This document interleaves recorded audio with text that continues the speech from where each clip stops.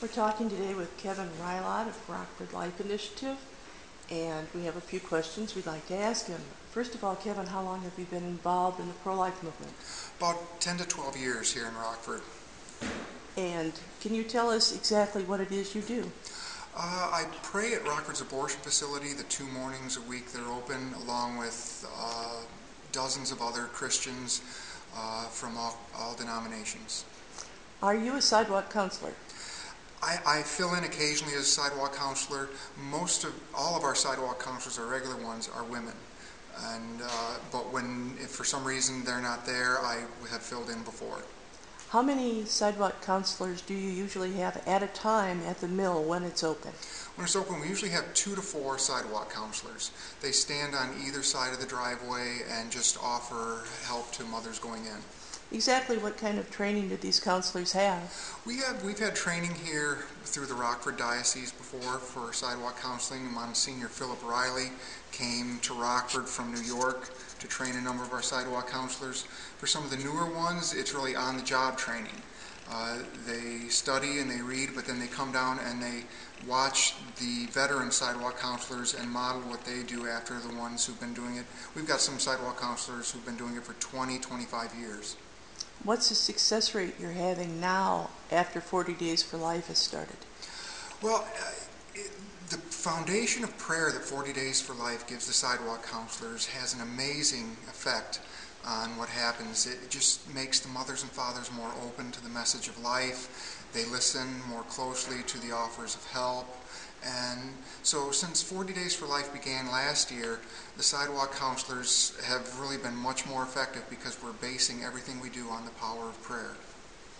What options are offered to women who go into the clinic? Well, we have a list of families here in Rockford who want to adopt babies. There's always people willing to adopt, but we also will take them to the Rockford area Pregnancy Care Center. If they're from across the state line in Wisconsin, we have 2 care centers in Wisconsin we get them to. But we don't just take them to the pregnancy care centers and leave them there. We walk them through the process. They get the professional help from the pregnancy care centers. They get hooked up with the state and federal agencies that have a lot of aid and help for mothers in need. But they need more than just financial help. They need a friend, someone to let them know that they care. And that's what our sidewalk counselors are so good at doing. They just are there so these women have someone to talk to share their troubles and difficulties with. And then we do whatever they need to help, whether it's financial, whether it's looking for a job, a place to live, anything they need. We have a large network of people who are out in the public who are there to help them, and we stick with them for the long haul. Have you had any sidewalk counselors who have actually had an abortion themselves? And do you think they're more effective? We have a couple of sidewalk counselors who have had abortions here in Rockford before.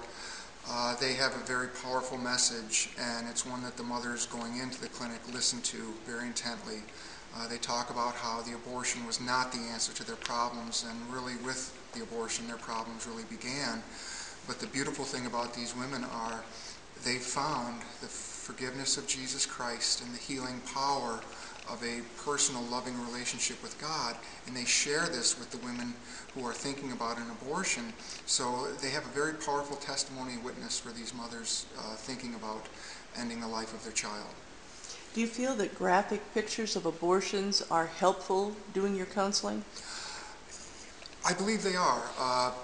Sometimes we generally don't have them right next to the driveway where the mothers go in, but sometimes we have, when the mothers will talk to us, we'll have smaller pictures of what happens to a human being in an abortion.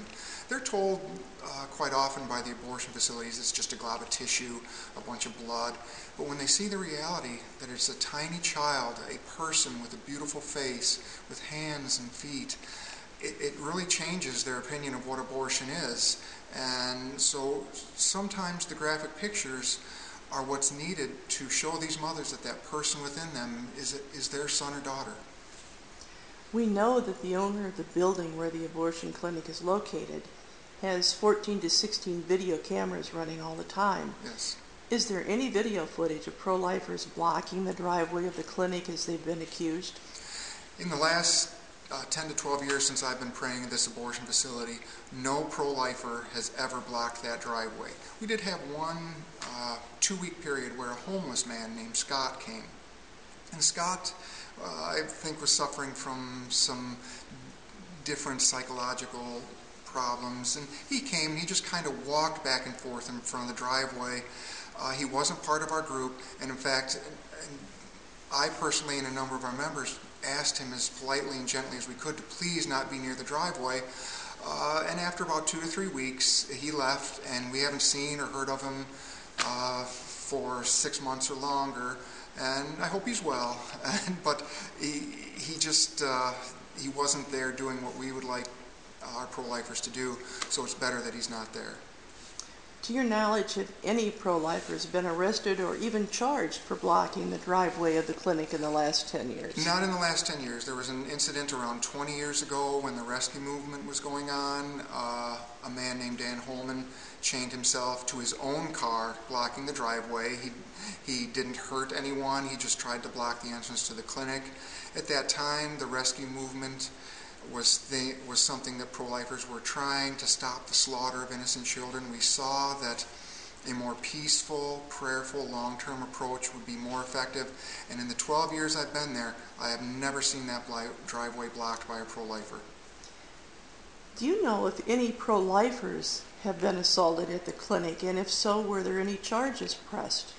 Well, a number of pro-lifers have been assaulted by abortion supporters. I was assaulted a couple years ago, and when that took place, it seems the abortion facility owner just forgot to start his cameras that morning. How convenient. Yeah, and so when the police asked him for the video footage, he said he didn't have it, and he eventually said that I assaulted the person going in the clinic. It was the father of a baby.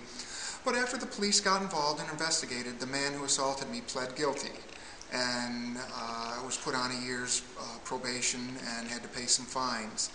A man who lives in the neighborhood, who's a very good friend of the abortion facility, has threatened pro-lifers on numerous occasions in the past. So I have never seen or heard of a pro-lifer assaulting anyone, but people on the pro-abortion side, well, they use violence, the violence of killing of a child, to solve the problem. So why shouldn't they use violence against the people who are there to prayerfully try and stop it? We know that the police sit in the vacant lot across the street from the clinic. Do they ever respond to pro-lifers' call for help? It's an interesting situation. What the city has, I believe, is kind of a hands-off approach. They just don't want to get involved. We've seen things like we've had a van pull in the abortion facility with no license plates front or back, no identification, tinted windows. And a man in his 20s got out with a girl who looked like she was 14 or 15. And we were very concerned about that situation. We didn't know if it was across state lines. We didn't know what was going on. We asked the police to look at it. They said they couldn't go on the clinic property. So most of the time the police just kind of stay back and watch. They don't get involved in what's going on. But we are glad they're there because they do keep us safe. Since the police have been there, no pro-lifer has been assaulted. So in the long run, we are very thankful to the police department for being there. We just wish they would take a little more of a hands-on approach to the situation.